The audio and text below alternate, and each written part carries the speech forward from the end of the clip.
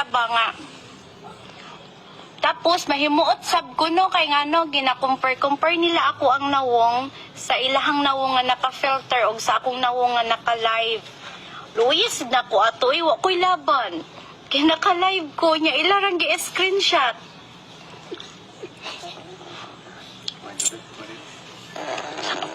Lagi ati sarag, yun sa nila pag-una-una. Tapos, ang second naman na reason is, na ako nukoy, ano to? Ako daw ang amo, naadoy, anak nga pulis. Tapos mo daw to akong giakit, nakita daw mi sa akong madam nga, naami sa sulod sa CR. Kamo be, mga OFW, mga kadama, dira sa Middle East.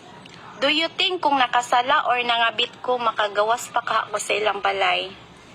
Do you think kung nakasala jud ko sa ilaha og bugat nga, sige, dito na ta sa ginaingon nila nga, nag-iakit na ko ako ang baba?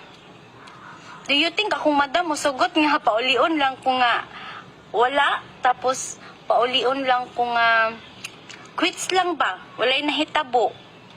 Oh, mga ano lagi ka ng, kabalo ka mostly nga nag-bash sa ako is mga OFW lang gihapon.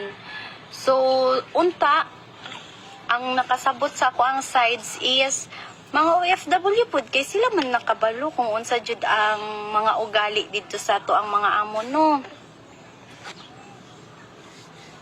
Chabs, gipakulong na ka. Yes, gipakulong na jud ko Chabs. Daghan na siguro kay kog black ay. Nakauwi ka na pala, Pi.